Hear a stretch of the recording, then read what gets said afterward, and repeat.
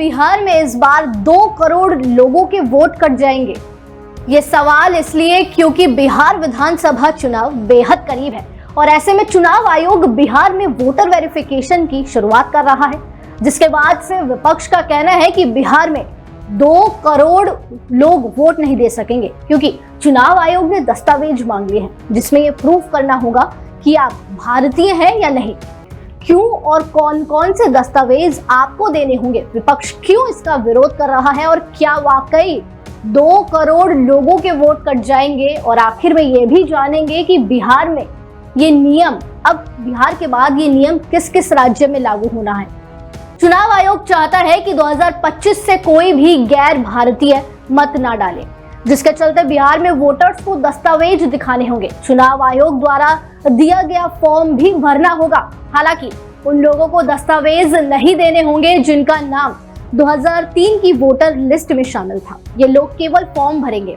अंदाजा है कि बिहार में 8 करोड़ के लगभग वोटर्स हैं और इलेक्शन कमीशन के हिसाब से बिहार में स्पेशल स्क्रीनिंग के लिए लगभग 7 करोड़ फॉर्म प्रिंट करवाए गए हैं। इनमें से 7.7 करोड़ फॉर्म बांट भी दिए गए हैं।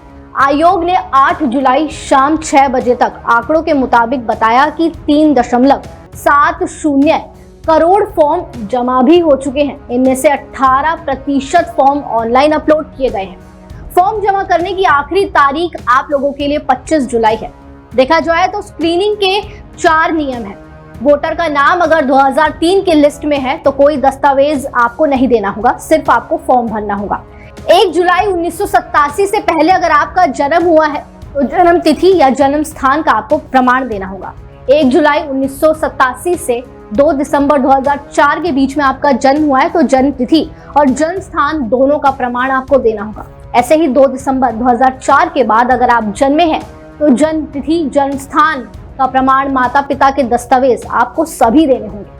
खैर, ये तो बात रही चुनाव आयोग के नियम की, लेकिन इस नियम में विपक्ष में हलचल क्यों मची है वो भी आपको समझा देते हैं। दरअसल विपक्ष की चिंता ये है कि इस नियम से बिहार के 2 करोड़ लोगों से ज्यादा वोट कट जाएंगे, जिसकी वजह से कल यानी 9 जुलाई को विपक्ष ने बिहार बंद का आह्वान भी किया था।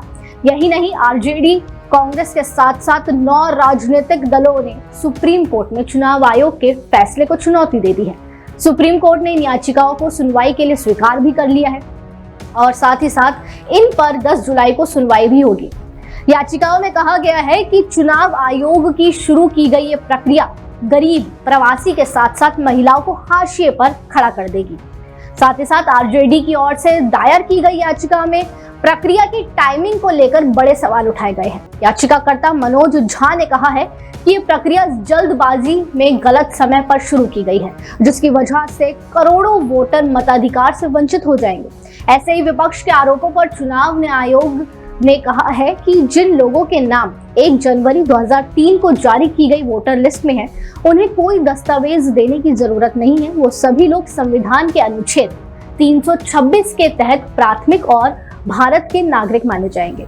जिन लोगों के माता पिता के नाम तब की यानी कि 2003 की मतदाता की सूची में दर्ज है, उनको केवल अपनी जन्म तिथि या जन्म स्थान के संबंधित दस्तावेज चुनाव आयोग को देने होंगे।